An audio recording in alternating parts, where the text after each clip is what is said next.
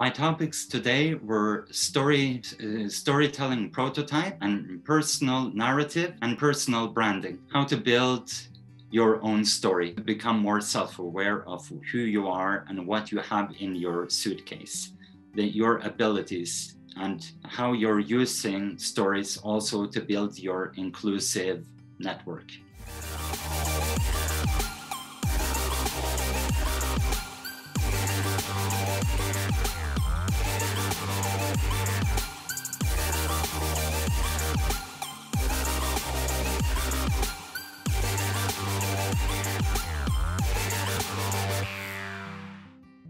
Thank you for welcoming me to this workshop. It was very nice to have this proposal from Pascal and AIESEC.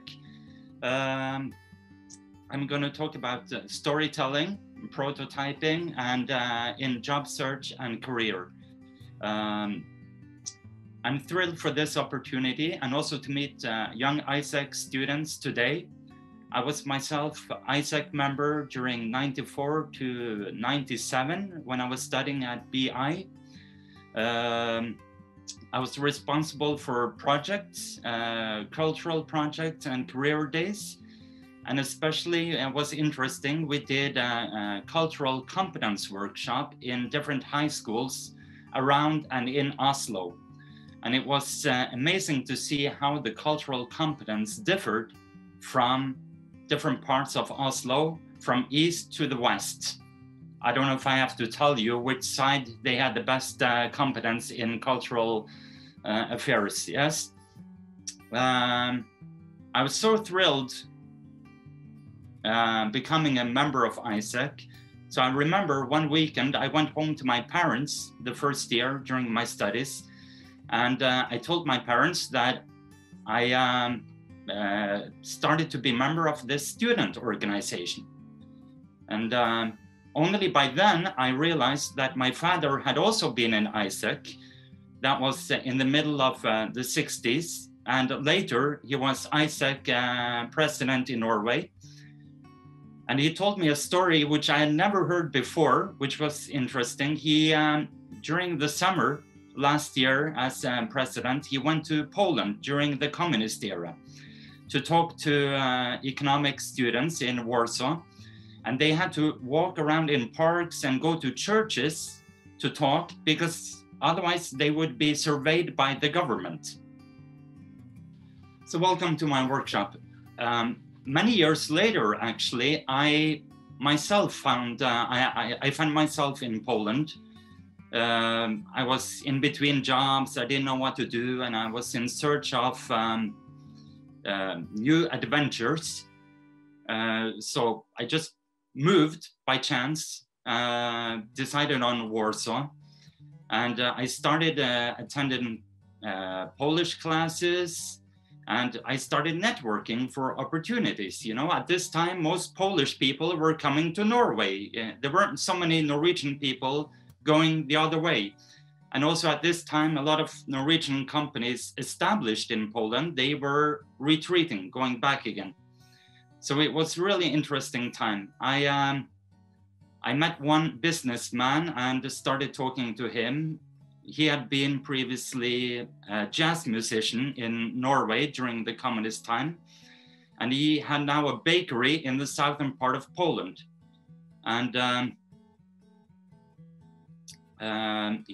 he asked some friends if they were interested in maybe hiring a Norwegian marketing specialist. So 3 months later, I moved to this new city, which I'd never heard of before, you know, and I thought, my God, incredible, how exciting, you know. I'm moving to, I felt like a place outside the maps. It didn't exist. It was like fairy tale in one sense. And already the first morning in this new place, I went to interview for my new job. And I met there the owner of the company, his wife, his secretary, and also the baker, of course. And he had to translate for all of us. And immediately I stumbled upon some cultural customs which I wasn't aware of. You know, I was oblivious to the Polish culture, history, to the language.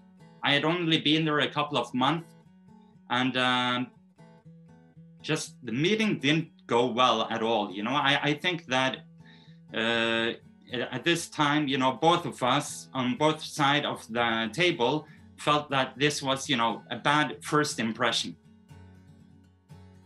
So why do I tell you this? Well, let me see here. According to Bert Helm, the best stories are personal, and they are based on your obstacles and successes, on your failures and fears and epiphanies. And I think this is very interesting and also very important to take with you as students going out to the real world afterwards, that for sure a lot of you will meet some complications and difficult situations, but what is important is to take these situations as something to learn on. I'm sorry, this is a new topic for me, so I have my cheating papers next to me. Great stories, they start with an unexpected complication and they end with a transformation. And this is also my experience in work life, that when you are working, you will have a lot of meetings, you will have a lot of stories to tell based on these complications that you meet. And one of the things I see that a lot of people, they, instead of trying to understand what is happening, they are, you know, acting in a bad way or not appropriate way. And every difficult situation is something to learn from.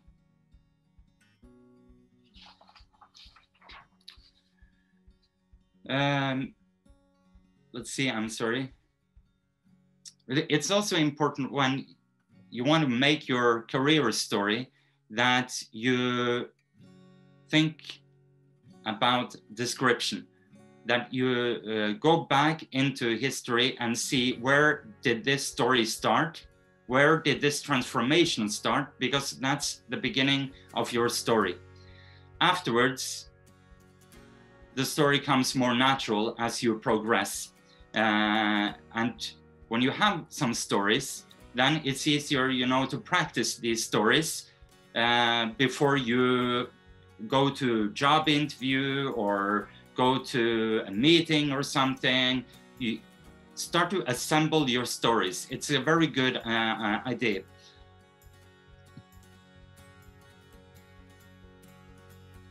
Okay, now let's move back some years, actually all the way back to ancient Greece and to the time of Aristotle.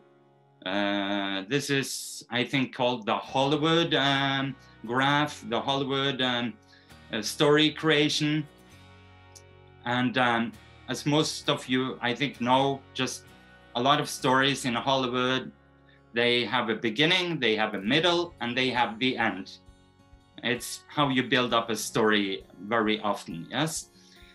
When it comes to Aristotle, he wrote this book which wasn't finished, but he implemented a lot of things that should be into a story. I'm not going to talk about all of them, but I will talk about a few of them. First of all, the character. The character is the one who arouses emotions, because it's another human being, yes? Maybe also animals, but usually people are the ones who stand for the action, stand for the emotions. So the character is the most important. But it's not you as the storyteller, it's not the role, but it's the audience. Who do you talk to? Who are your listeners? this is very important to start to understand very fast, that in a lot of settings, you have different type of listeners. So before you do, if you have time to prepare, it's okay to, you know, write down who are coming for this meeting, this presentation. And I think already you learned this at school, yes, at university, marketing and segmentation. The other part is diction. And here it's the voice or the tone of the voice. And maybe you think it's not so important, but I remember some years ago, I had a client that had really problems handling the job interview situation. So we did some mock interviews, and you know, I saw that he was actually quite good in answering, but he was answering slow and very timid, and mostly he was applying for jobs within warehousing or you know, manual work. So we did some practice on his diction, that, you know, shorten his sentences, that it's easier to find the climax in the sentence, and where he should punch, and also a little bit to raise his voice. And last time I spoke with him, he was still working in the same company. So it proves that it works, yes.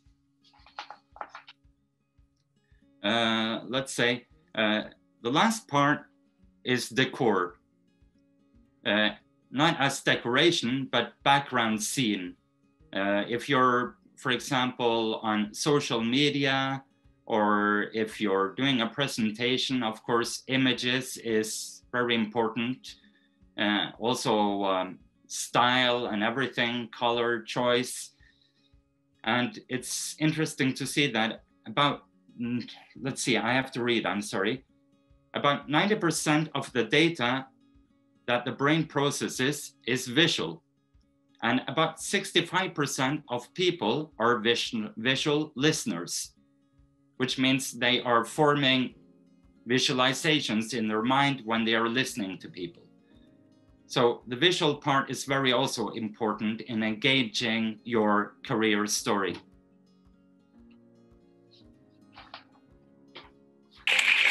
In this talk, I'm going to give you the single most important lesson my colleagues and I have learned from looking at 83,000 brain scans. But first, let me put the lesson into context. I am in the middle of 7 children.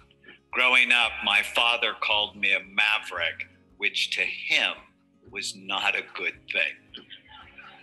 In 1972, the Army called my number, and I was trained as an infantry medic, where my love of medicine was born.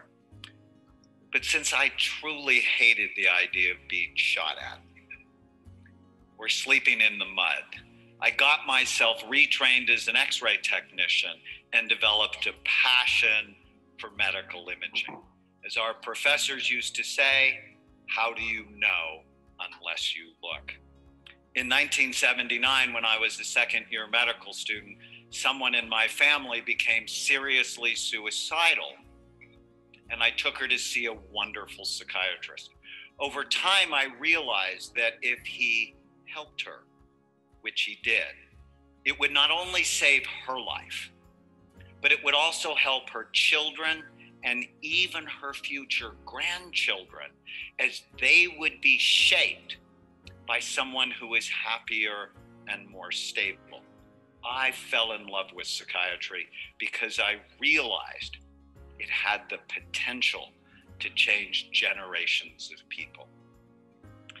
In 1991, I went to my first lecture on brain SPECT imaging. SPECT is a nuclear medicine study that looks at blood flow and activity. It looks at how your brain works. SPECT.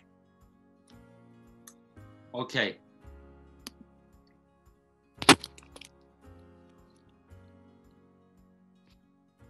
So this speech clearly is showing how somebody is portraying his motivation for every career change. which is beautiful said. I have to say, it's one of the best I heard. What do you feel when you listen to him?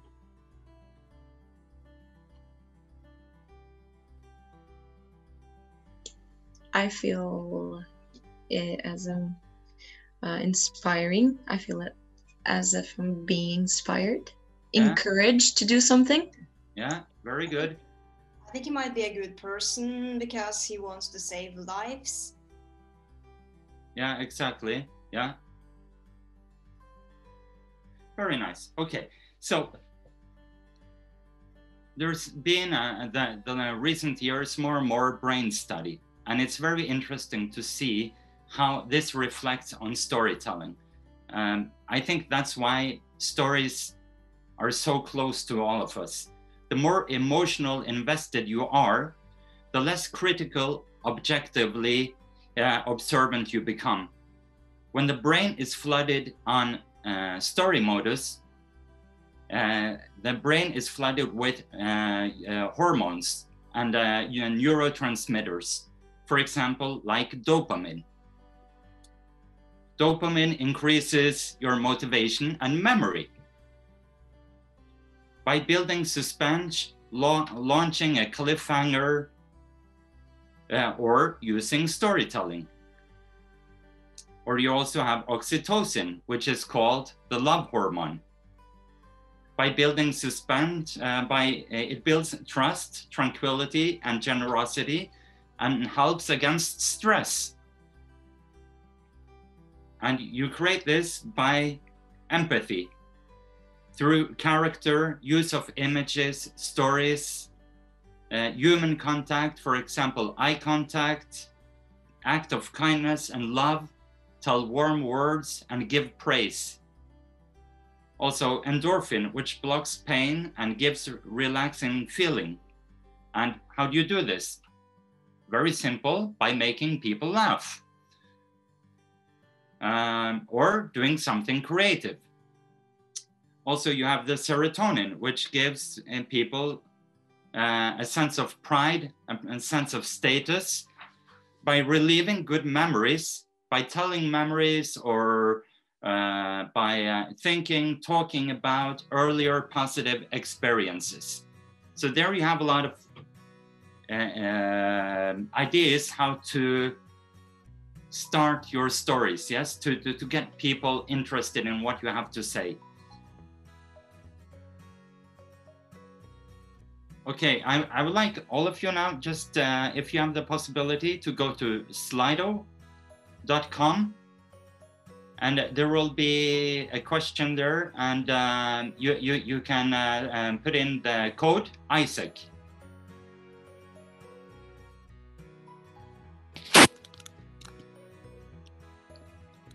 But do we have to use the hashtag? No. It will be when you come in, the hashtag will be there already.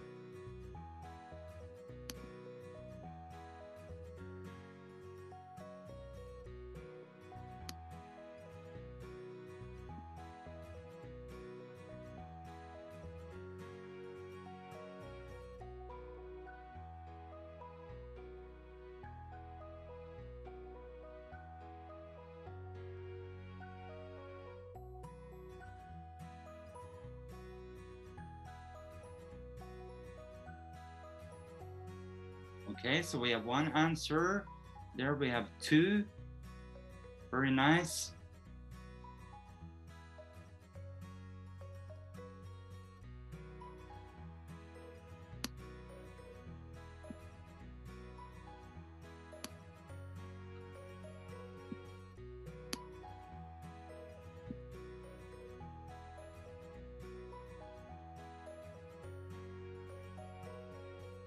Okay, thank you. Very good. There's a lot of passion, and there's confidence, motivation, skills.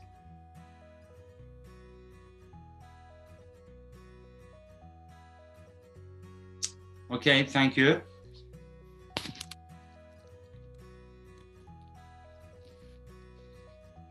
I will come back to this a little bit later. First, I will tell you a story.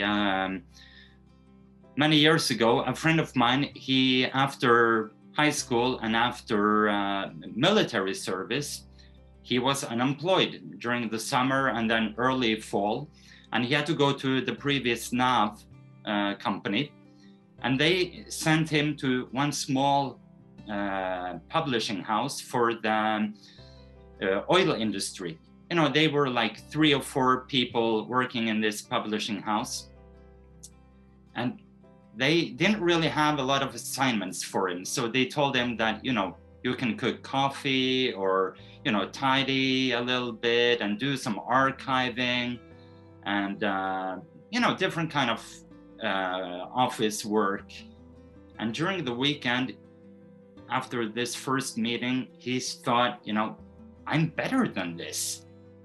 I don't want to do this. Why should I do this? You know, just I'm sorry, just anybody can have this kind of job. Yes? Well, you have a hand up. yes, because I want to tell, because my mom's brother had experienced, my uncle had experienced the same thing. He, well, after helping my grandpa with electricity, he found out that he wanted to do more than that, and now he's a satellite engineer. Exactly. Yes. Yeah. And this is a little bit the same story. Yes. That he, during the weekend, he told himself, you know what? No, I'm not going to quit. I'm not going to let NAV say that, you know, okay, we gave you one opportunity. And then, so he said, you know, I will be the happiest person ever to serve coffee. I will be the most motivated person to do any kind of low office work. And so he was working there, and they realized him, you know, they recognized him from the beginning because he was just walking around with a huge smile on his face. So during the summer vacation, they asked if he might like to try to write an article for them. And the first article he wrote for the magazine was published in the magazine, yes. And then during the summer vacation, a year later, he decided to go to journalism school. And then he had during previous next year, then he had an internship during the summer vacation at Næringslivet, Dagens Næringsliv, the commerce and finance newspaper in Norway. And the first article he wrote was published on the front page. And he said that, you know, if I didn't take this chance, I think I would never, maybe I would realize, but it wouldn't come so easy. I wouldn't realize that this is my passion, that this is what I want to do. So, you know, never turn down an opportunity, always test it out, see what's coming. It was a little bit the same with me and going to Poland. I didn't finish my story, but that was intentional. But I had a marvelous time in Poland. So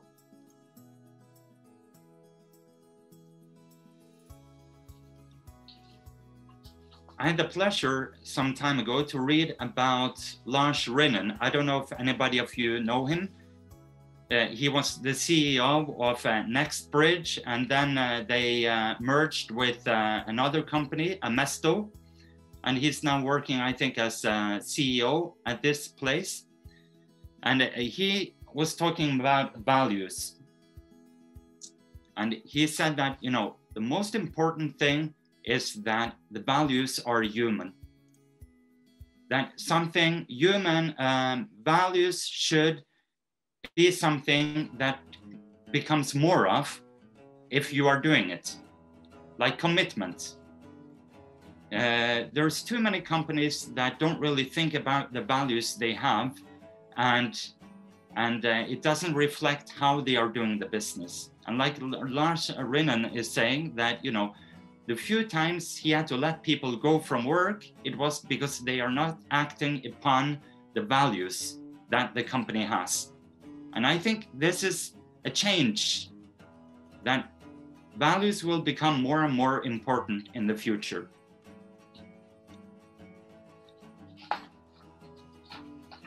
I will now like to give you 3 examples of values, and I would like to hear what you think about the values.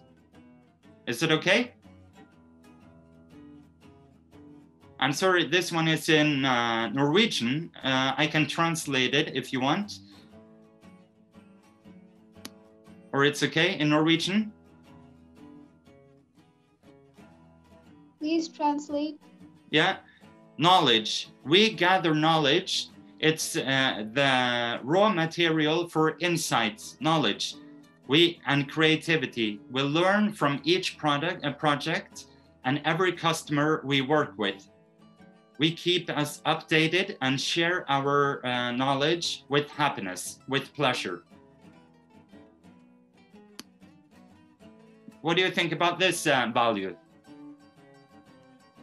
It's a pretty specific one and a clear one, I'd say. Yeah. Because it often happens, for example, that I read companies' values, and they're not this specific and short. They just keep on explaining and explaining until it's one whole essay. Yeah, exactly. This is perfect. Yeah, yeah. Okay, so let's test out the next one.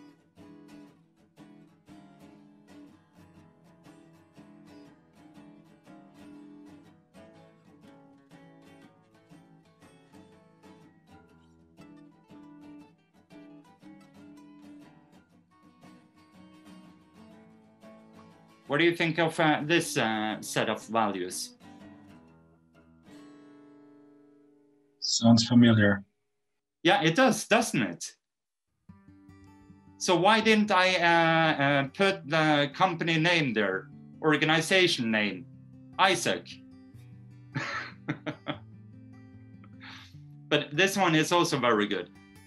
And then, of course, I had to also put another company, which maybe I think is very poor set of values, which is not really saying anything. And like the customer comes first, it's obvious, is it not?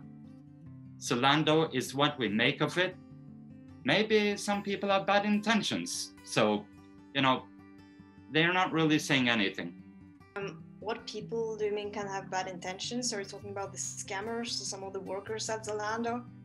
For example, you know, just it happens in huge organizations that people are not so committed to work, that maybe you have a bad customer relation experience, customer service experience, I'm sorry. So, you know, just a set of values should be something that the whole organization is striving to work for every day. It should be part of their image.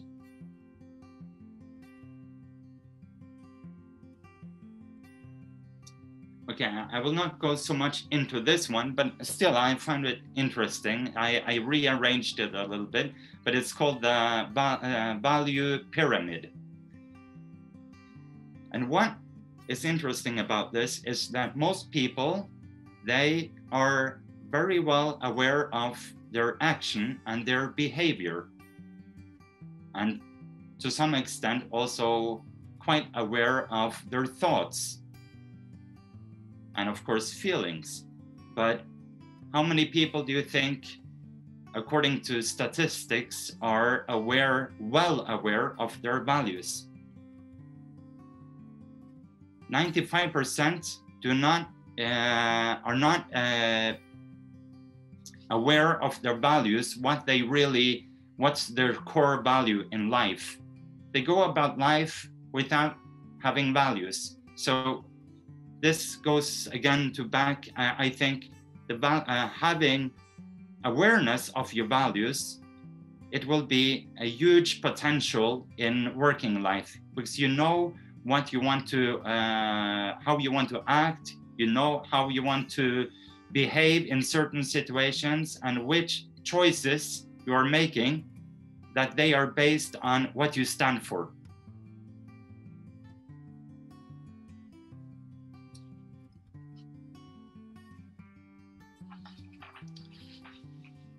So, how do you build self-awareness? First of all, you have to ask yourself some questions. There is an exercise for you later on afterwards, but the best is to answer a set of following questions.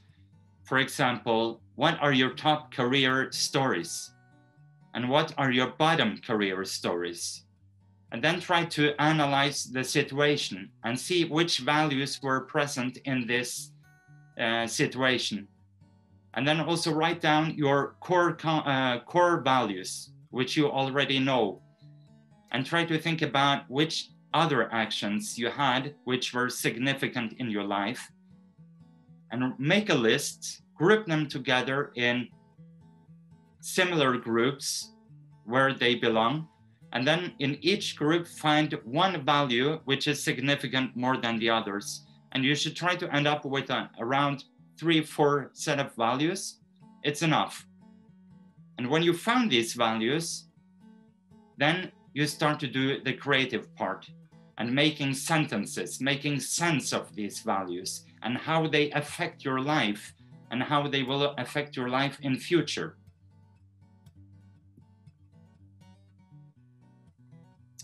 Okay, so I have now the next one, which is also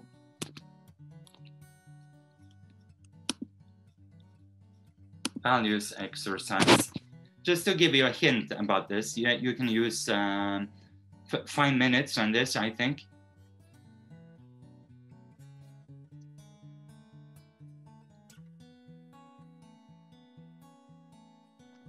What was the hashtag for this one?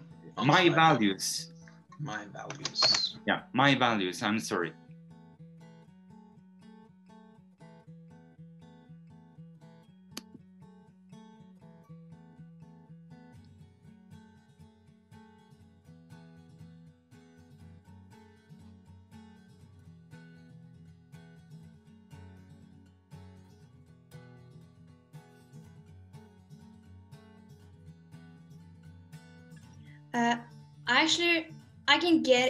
I actually can't get into this poll. You can't get into the poll. I tested it yesterday. It's strange. For me, it shows me to type my question in my name. Okay. Actually, yeah. Okay, but it doesn't really matter, okay? Just, I can send you another link later if you want to have this exercise. But the best is to follow these questions and do it without having a set of values. Because then it's more true, yes? Instead of being that you have a set of values and you've maybe the values on a list is not the values that you have, yes? So, and also important when you're working with values, you can name it whatever you want. It doesn't have to make sense as long as you know what it stands for, yes? Okay, and now over to personal narrative.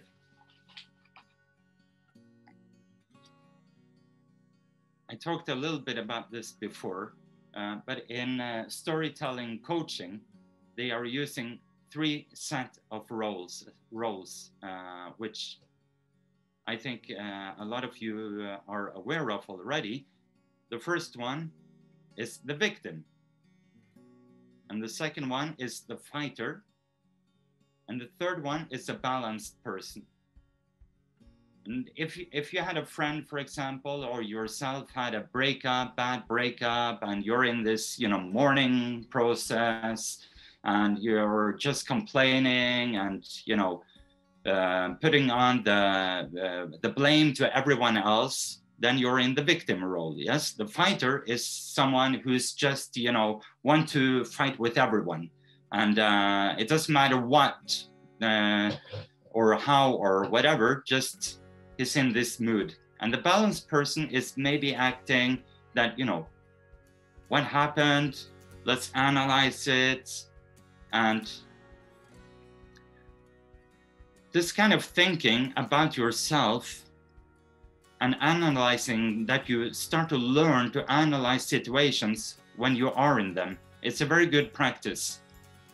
Instead of acting immediately, try to go back a little bit and say, hey, what happened now? And for sure, as I said in the beginning, you know, just also I had a lot of situations in the beginning of my career that were troublesome, and maybe I could have acted differently.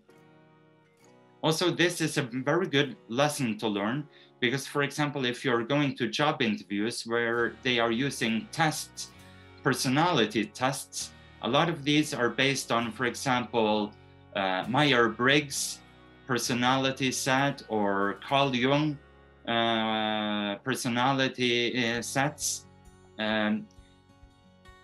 Try to Google these, read about them. There's also some places on the internet where you can do these tests for free and see what kind of roles that are coming up, what your preferences are.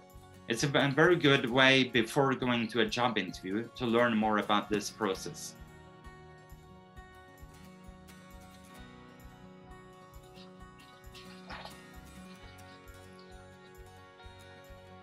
Catch fire.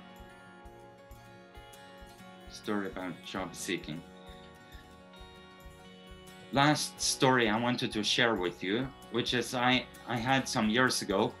I was moving with my family to another city, and I was applying to a job similar to what I had before. And I felt that I knew everything because it was so similar to what I was doing before, that, you know, I felt that I knew all parts of this job. But at the same time, I prepared well. I called to different partners that this company had, clients, typical clients they had, and interviewed them. I was reading about the company, the values. I was preparing my story and finding the links between what I had done before and what they are seeking, what they are applying for. And the interview, I felt, went so easy, you know, just all the questions. I was looking at the score sheet after each question, and they were writing 5, 6, 5, 6. And I felt, you know, I was just getting more and more happy as it was progressing. I felt that, my God, this is going my way. I will start a new job tomorrow. And the same evening, my references called to me. And all of them had one thing which they told me back. Because I have a condition which is called essential tremor, which means I'm trembling. I'm shaking. And of course, I'm shaking more during interviews. And I forgot to tell them about this. So they were really questioning about if I'm able to do this or not. And I remember when my references called me the same evening that they had a lot of questions about this, but not how I was functioning in work and my results. I took first the role of a victim. And I had to work with myself. And you know, I have this condition since I was 10 years old, so I'm so used to it, so I forget to tell it. But then I learned that, okay, so going to job interviews, I have to talk about this, because otherwise it will be like a mystery for the people who are there. Something they will think of as negative. Okay, I think we can take a small break, and then we can go into the break room. We're a little bit faster than I was thinking, but it's okay. So I will tell you a case, and you can go into break room, and you can have 10 minutes to do this case, okay? So the case is as follows. It's an actual case which I had in company some years ago for one client. So it will be very interesting to see how young students are coping with the same kind of business case. There was a transportation company in Norway that had about 40 different nationalities working for them. And they had a big problem with subgrouping within each ethnic group, within each nationality. And this was problem with communication. It was problem with that they didn't cooperate very well, and they were speaking in their languages in front of other people. So, you know, there was no unity in this company. So my question for you is, how can you use storytelling method to come up with a strategy to make people cooperate in a better way?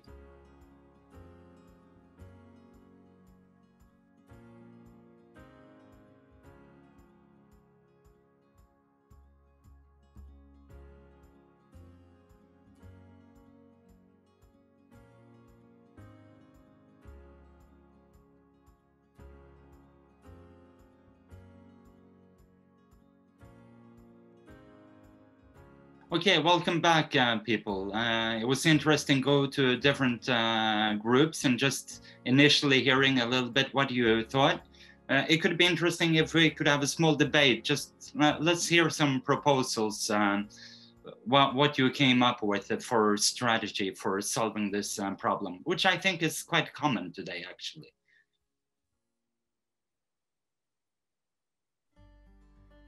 So, hi. My name is Aruna. Can you hear me? Yes, I hear you. Very good. Thank you.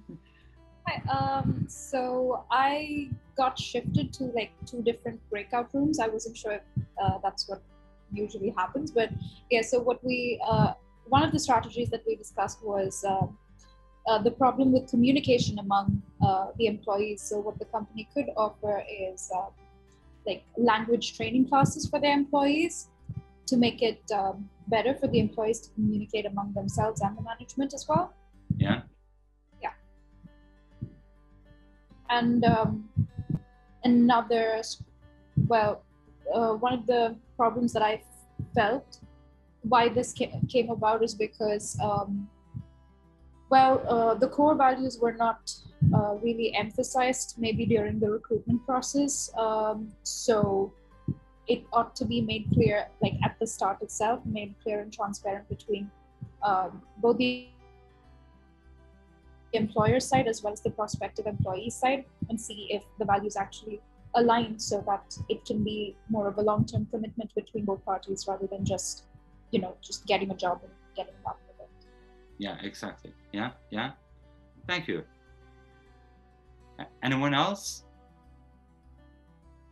Use some experience, try to use some experience from other companies that struggled with the same situation, but it came up with good solutions. Yeah, yeah, yeah. It's also a good idea to see what competitors or other companies are doing. Anyone else who would like to say anything?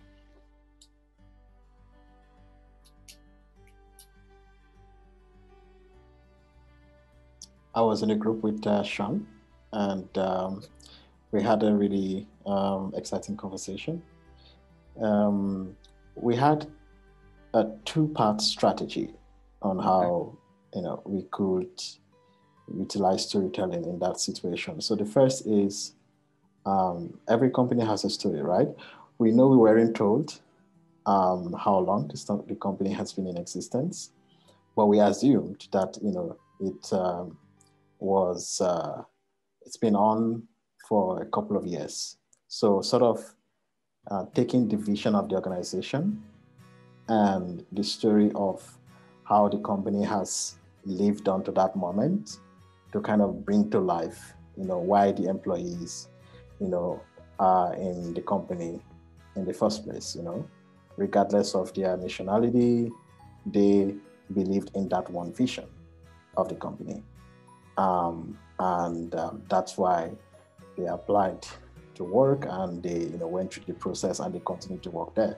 So it's sort of like taking the story behind that company and the vision, and then bringing them together. We also talked about how perhaps whoever would be the team leader or the manager in that company to organize activities for these employees, and these activities would be based on the company values. So regardless of a person's background, a value would resonate across these people. We also considered within this activity, we would have different groups of people, mixed with different nationalities, because you mentioned they were subgroups. So it's kind of like to break that subgrouping, by mixing people from different nationalities to work on that activity. Because if I find myself in a group with a person from a different nationality, and my value is empathy, right? And I have another person whose value is empathy. Regardless of whether we come from different nationality, empathy is still empathy, right? Patience is still patience. So we get to connect on that. So having that activity, so that's something we discussed. Yeah, exactly. Very good. I like it. Anyone else has some sharings? Yes? Well, I actually want to comment on the fact that on the proposition for putting different nationalities into the same group. I actually think it's a good idea because it makes people, learns people to get to know each other. That was actually, putting different people in different groups was actually the way I got to know one of my best friends at upper secondary school. Yeah, exactly. The first day the teacher put us into different groups, and then we talked to each other and got to know each other. Exactly. Yes. Okay, so I think you have very good ideas, a lot of you. There was a study process in Australia many years ago, which was very interesting, where they put different people from different backgrounds and also political backgrounds, from the far right to the far left, immigrants and native Australians together, and they did different workshops together. And they found out that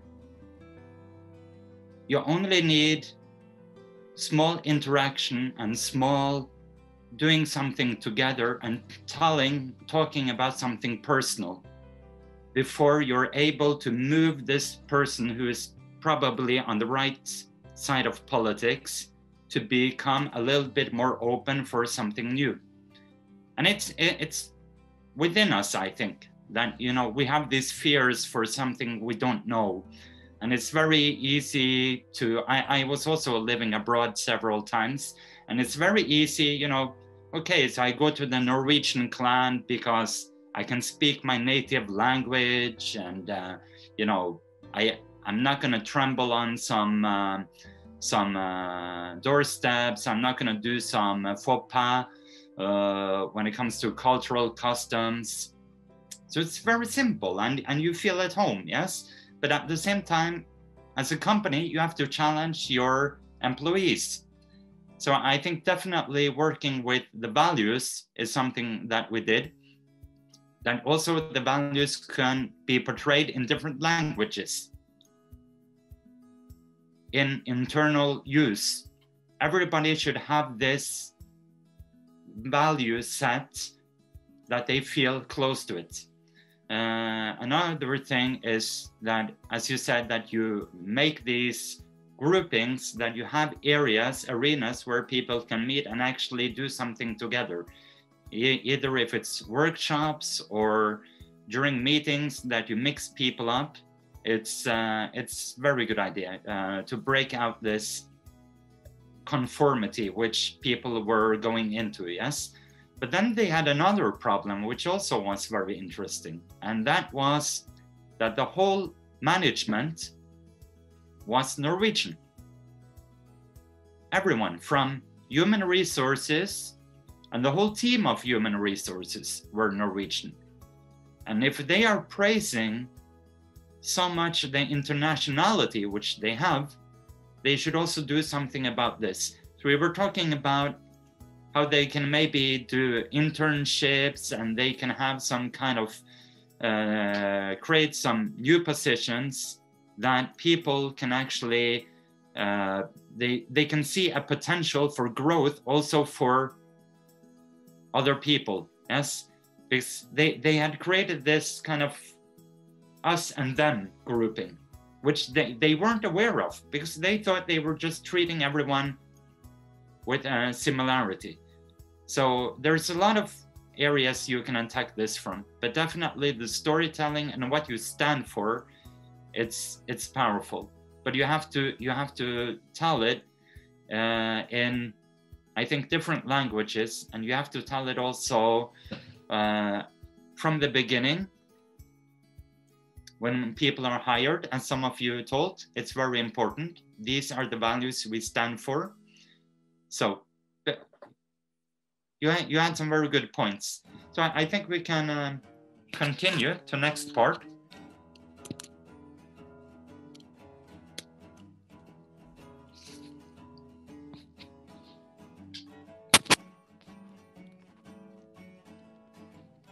I would like to ask you, I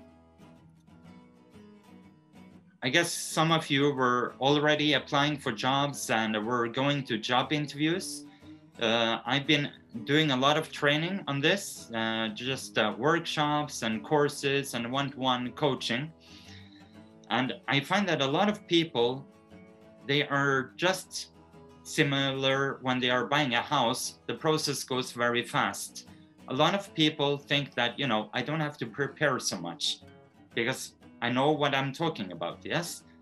But I think the more you invest in your approach to the company, the more you practice, and you maybe can portray yourself from a different side, that what have you done to research on this company and this branch. And this goes back to the values again, and to self-awareness, that you know why you are there in the meeting. You know what you want to inform to the other side. And you know already when you come to the other side, who are on the other side and what they are interested in.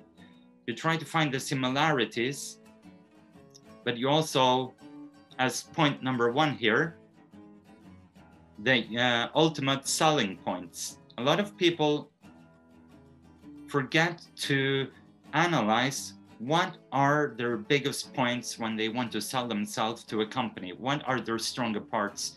And here it's very good to try to differ a little bit your answer, that everything is not the skills, but maybe you have a set of skills, you have a set of personalities, a set of knowledge, a set of experience, that you can mix this into a soup, and you have attack this question, because this is something will be questioned in through different questions, yes? And then the research part, a lot of people are doing very short research, and some are maybe doing a little bit too much. I actually love doing this research, so I'm doing it maybe too much a lot of times. But then you actually ask yourself if this is something I really want to do. Because if you find out that this company doesn't really, you know, they have a potential, but it's not true to who I am and where I want to be in my life, then maybe you shouldn't apply for this job. A very common approach today also, which is a lot of young students are not doing this, but it's reaching out to companies before they advertise. Try to networking. It's very important today. So network, find somebody in a type of job which you would like to have, and use LinkedIn, for example, and ask for a meeting. So for a short interview, introduction, and ask about, you know, how is it to work in this company? How did you get the job? This is my CV, my background, and you go from there, yes? and be honest, of course, what your hopes, this person can't give you the job, but he can give you some insights. Also working with online profiles, maybe a young generation is even better than I am, so I shouldn't have to say too much about that. But coming to the CV, which is present on LinkedIn and which is something you have to work on all the time, and which is one part of your storytelling. This is when you want to apply for a job, you should always start up with your complete CV, everything you've done in your life, put everything in there. It's easier to subtract something from your CV that you find is not correlating or similar in any way to what you want to portray yourself as for this company. And then it's easier also doing this to start to see the red line between what you have done before and the type of job you are applying for now, and see the red line and start there to make your story in this sense. And also last, I think, is preparation for interview. Doing mock interviews is very good. Then you see how your body language is, you see how your answering is. Every time I went for an interview, I immediately afterwards, I would sit down and write down all the questions they gave me and try to remember what I answered. In this way, you're analyzing the meeting and trying to learn from this. Oh, I could have added this story, or I could have said this. And then you are more prepared for the next meeting. And this is the same with storytelling, that, most people are maybe not so good in telling their stories, especially in these formal meetings, but it's only practice. And I see that a lot of people, they have the stories when they are in informal meetings. And if you listen to yourself, what kind of stories you like to tell about yourself when you're meeting friends or new people outside of work situation, most likely these are the stories that you should gather for your job interview later. And also contact reference people before you go for the interview, and prepare that you somehow have the same stories and the same images. It's not that you have to prepare them, you have to answer this and this, but you're backing each other up at the same time. I feel that these are my strong sides and these are maybe my less strong sides. And maybe this person can tell you that they agree, and in what way, and how you were working to be better on these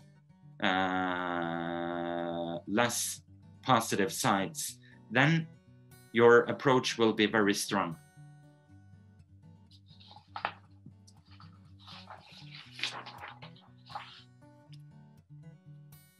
Okay, there was the breakout room. Create your CV story. Elements in CV. Also, when you create your CV, it's also a huge part of establishing interesting profile of yourself. If you look at the red text, the kind, effective, can work both individually and in groups. It doesn't really say anything. And also it's very subjective. So, you can't back it up. And in your CV, you want to be as objective as possible. But try to use the same language or interesting language, which is common to the person that you're selling yourself to. The next example, 3 years experience with social media marketing tools, led reorganization with turnover increase 25%. Here, you're giving them an example of what you managed to accomplish or what kind of tools you have been using for how long time. This is objective. So, and also it's creating an interest, how did this person do this? I would like to hear more about this. On the other side, you have the consultant at this company, AS, marketing, information work, customer consultancy. Also, you know, a lot of people are just writing their work title, but it doesn't say anything. You know, if you take something that everybody can relate to, working at Rimi, you know, at the grocery shop, if you're just saying grocery worker, were you locking? Did you have responsibility for locking and opening the shop? Were you responsible for maybe contact with suppliers? There's a lot of different things in this same type of position. So you have to give them a little bit more information that, you know, create this interest and, you know, create something that you can use also later for your storytelling if you come to the job interview.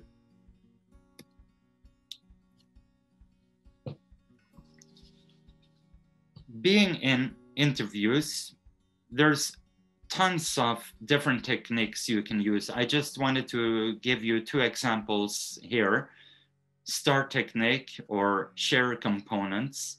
And you can search this on Google. There's a lot of different types, and you can also make your own. But the same thing is here, is a lot of interview questions. For example, the behavioral questions or competence questions. They are very good for using examples. An example is like an anecdote or a small story. You describe a situation in the beginning, then you describe what was at risk, the task or the hindrances, describe the action you took and the result.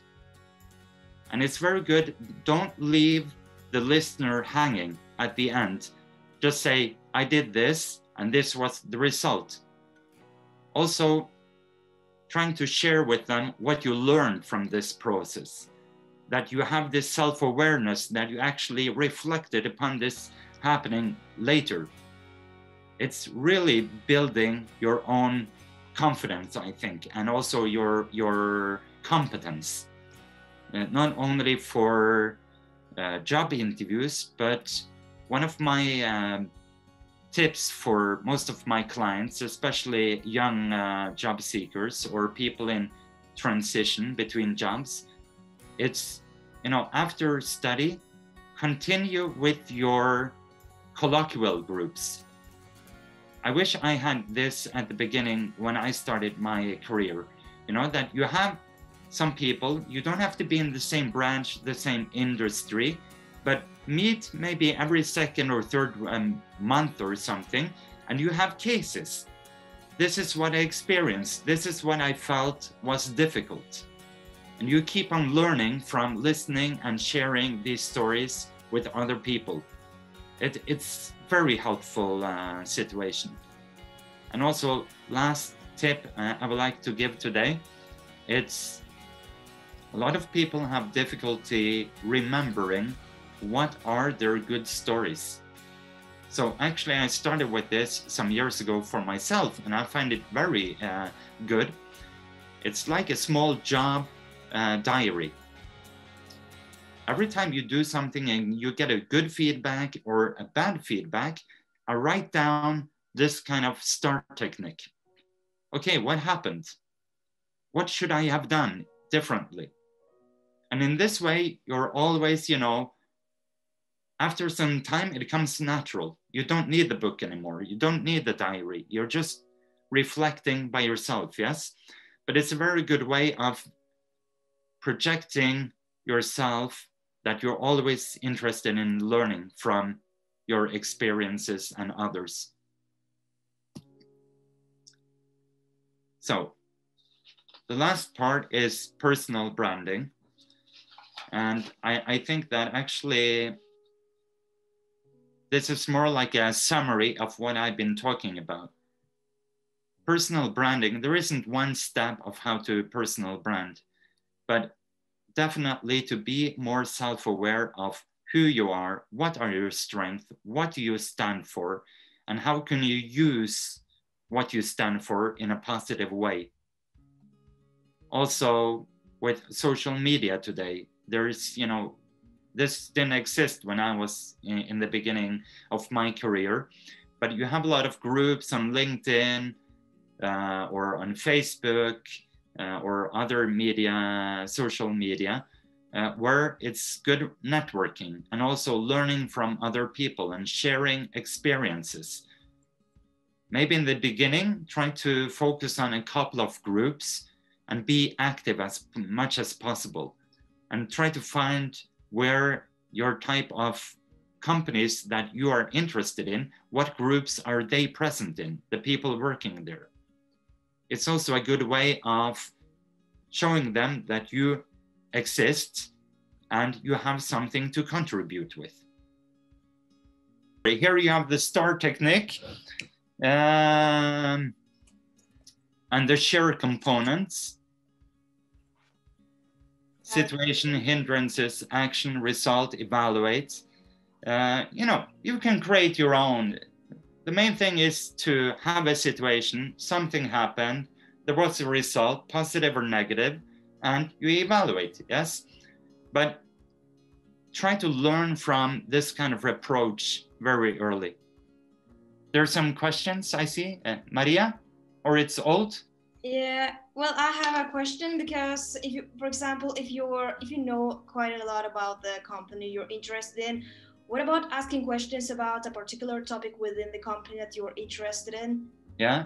Maybe that can give you a chance of maybe that can increase your chances to get a job in that company, especially if they see that you are interested in that particular task. Yeah, yeah. Yeah, it definitely can be. You know, it depends on a little bit also who you meet and how your conversation is. But if this is, if it's a special topic and you know that they are, for example, hiring or they are working very hard on this topic for the future, definitely, you know, there's a potential. But my experience is that don't be afraid to connect with people. Just like Pascal did with me. I was so surprised and I was so happy because it brought back so many memories from when I was in AIESEC, you know. Just it's a lot of, also I see in other people I've been working with, how you're connecting with people from different branches or on the other side of the world. Just say hi and why are you contacting? You start this communication, you open up the first door, yes?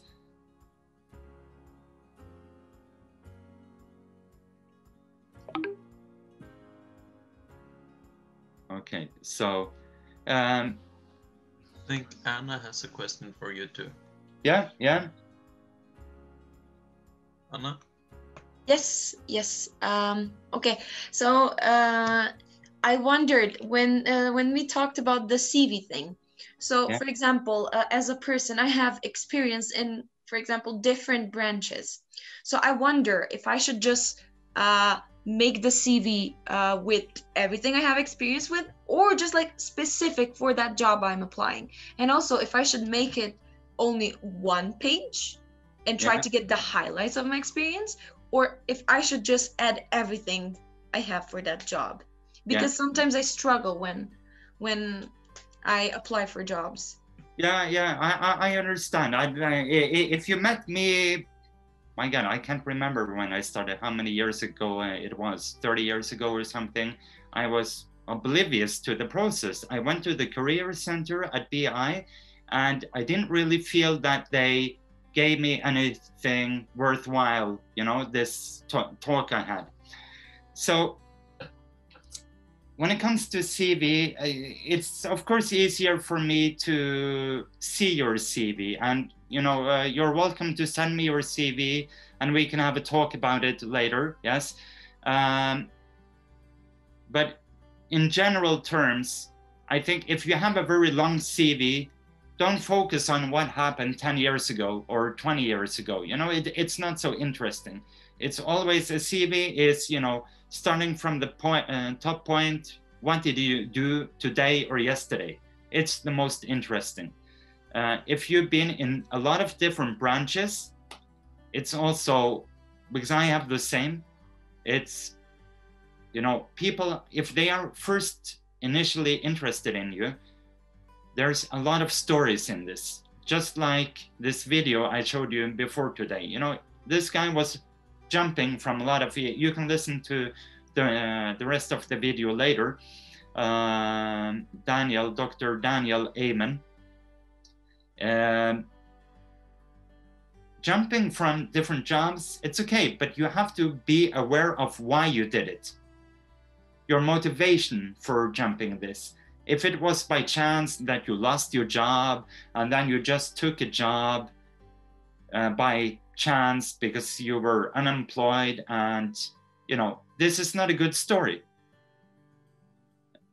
So you have to try to find what are the good stories. What was the goodness in this process? What did I learn? Or why did I do this shift? Usually I would say that, you know, when you've been working some years, compromise the beginning of your career path to maybe put things together, and that, you know, between this and this time I was working in different companies, you know, but it depends really on your CV, and I have to see it first. Yes. Thank you so much. So if I, for example, have been working as an illustrator, a gardener, and a journalist. So if I want to apply for a job at the newspaper as a journalist, I only have to refer to my journalist experiences. No, but you have to find the bridges. Definitely, what bridges? Similarities between your jobs. Is there something common? Is there something you learned from this experience which you can use, yes, in the job you're applying for?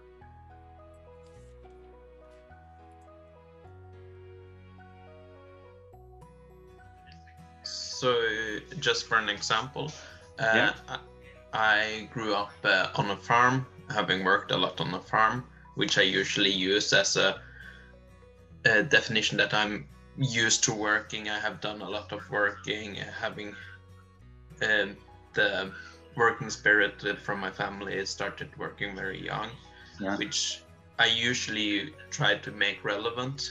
Yeah, definitely. I think this is a good example. Maybe working at a farm has nothing to do with the type of jobs you're applying for now, but you can show that you started working from early age, yes? Which is always something positive. And hard labor, it's very positive, I think. It shows that you have this attitude that you're positive for working. Okay, Maria, I don't know who was first. Broaden Base, or wait, he just talked. Okay, I just want to say that I was working as an intern at Figenskau, a book publishing company, but I had to interrupt the internship because of the studies. So can I just say that to a forthcoming employee if he asks me why the internship was stopped? Because I chose to study to increase my the opportunity to get jobs. So I just think I don't have to feel ashamed for that. No, and you should never be ashamed of your past. It's, you know, there's nothing good about being ashamed about your past, and you have a relevant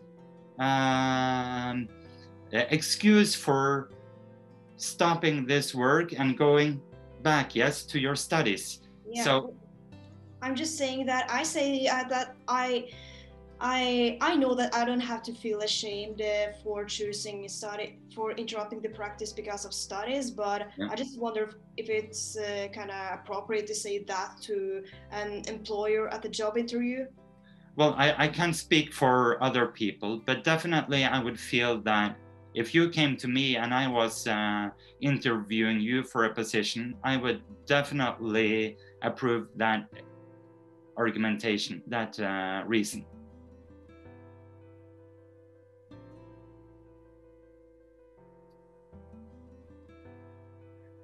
Okay, any more questions?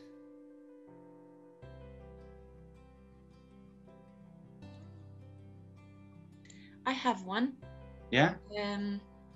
And I wonder, since I don't have that much experience with the Norwegian job market, yeah. And I always, when I try to apply jobs for jobs in Norway, they always ask for references and things like that. So I wonder, what is the perfect number to provide the employer with references? How many references should we have? Because I have several references. I just don't know. Like, I talked to all of them if they want to be my references and if I should put them as references, and they all said yes, you can do it at any time. So I wonder, what is the perfect number? Well, up to 3, I would say. You don't need more than 3. Just it should be a boss, and a boss you had recently. Somebody who is relevant, or a boss who is more relevant for the type of job that you're applying for.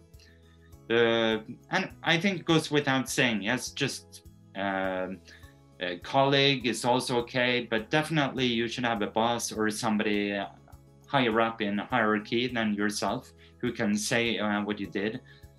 Also, I feel that, you know, if you had customers, it's also a good thing, depending on what type of job you had, yes? But definitely not family and friends, because you don't have the work relationship together. It has to be somebody who saw you at work, but up to 3, I would say. Just and you would be surprised, you know, I've been working with CVs and applications and job interviews for so long. I had a client some years ago that came to me with 25 pages CV. And I managed to compress it to 2 pages. And this person was so angry, you know, that, but where is this and this and this and this point? You know, I have done much more. They should know everything. So, but it was difficult to sell the idea that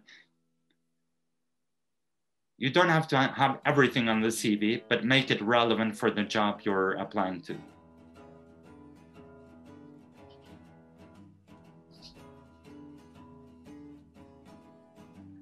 Yes, Maria? I feel like I'm starting to know you a little bit now. Very good. But what if you have a lot of references, and what if some of the references are kind of, okay, I don't want to say that, but if they're if there has been years ago since you were working at them, for example, at least 10 years ago, and during this time you had at least 3 other jobs, and automatically you get 3 other references. Yeah. Should I do then? I would say that, you know, the more recent the reference is, the more relevant it is. What you did 10 years ago is not so much relevant, but if this person can say something, maybe, you know, what you did and how you did it is one thing, but also what kind of person you are, what you stand for. This doesn't change as easily as your behavior. So then it's powerful to use this reference.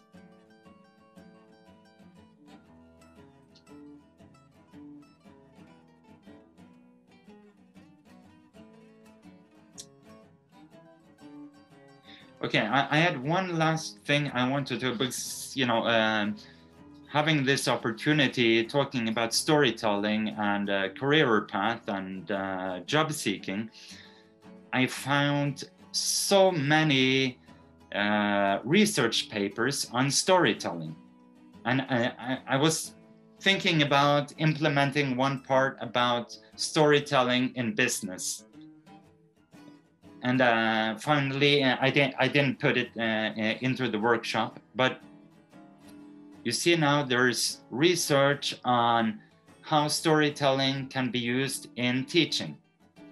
There's storytelling on how you can use in internal organizational building with storytelling. There's research on how to use storytelling in building values. You know, there's even a storytelling from Exeter University in UK, how people with top-notch jobs who have, you know, career, they are CEO of multinational companies, and how they are using storytelling to legitimize their way to the top. Very interesting reading. So go into there and find your story, and good luck. And don't be afraid to contact me if you have any more questions, yes? Where's the thing we can go to? For the moment, I'm working a little bit on a different project.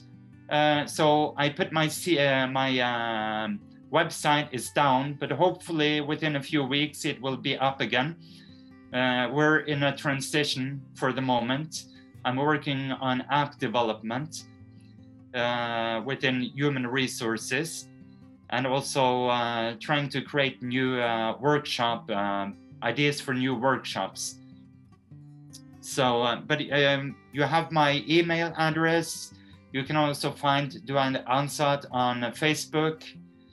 And as you see here on this page, which I finally managed to share with you, I'm sorry, Pascal, for this small break in my workshop. I would very much appreciate if all of you had the opportunity to finish a small questionnaire which I have. I will also post it once again on my Facebook site, and it only takes a few minutes, 2 minutes, and it's completely anonymous, so don't be afraid to answer in this way. In Duane Ansat, we are very much interested in learning about the workplace as much as possible. How is it moving, and what do people find difficult? And so in this way, maybe we can push the market a little bit in a way that can help more people be part of the workforce in the future. Okay. Thank you. If there is no more questions, I will go to the last page and say thank you. But I actually hadn't been in a job interview or something.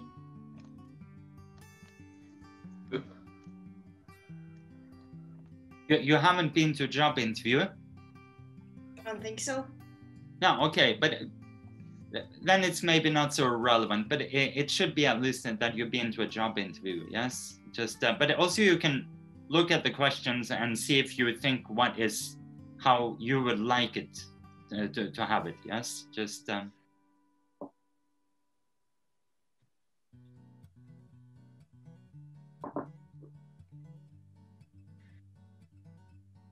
It's interesting how I had the recent experience that I applied for a job in Norway, and as a sommervikar, and I got an email where I was rejected about it, but this was really unusual thing. They listed the people that got the position, and that was pretty interesting. That was insightful for me to see that.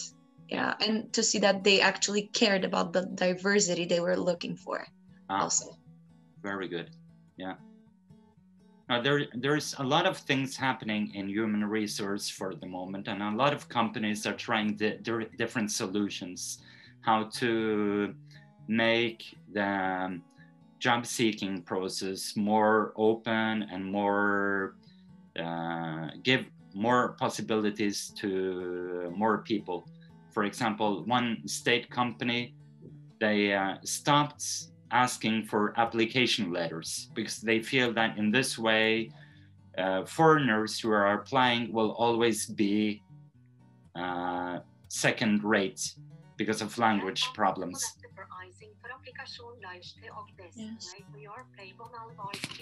Yes. Oh, I'm sorry.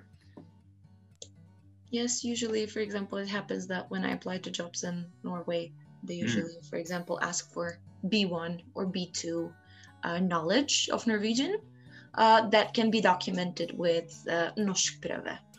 Yeah. So, yeah. It's we still have a way to go in Norway to accept that people can speak different languages, especially English, which most Norwegian people know. Just I find it backwards, to be honest. Just and I also tend to refer to my own experience. Just I was working in small companies in Poland, southern part of Poland, and you know, in some places 90% of the people there didn't speak English, but still, you know, even the boss didn't speak English. So but they still managed to hire me, and we found a common ground. And so just it proves you just need the will. Yes. And there's so much to learn. I was listening to one of the other speeches a few days ago about inclusive recruitment and inclusive groups. And it was very interesting. Just I see that, you know, if you're hiring only people who seem similar to yourself, you know, just you won't have the creativity. And also there's so much to learn from other people, from other countries, from other regions. I was thinking of one story the other day, but I can't remember it right now. But yeah.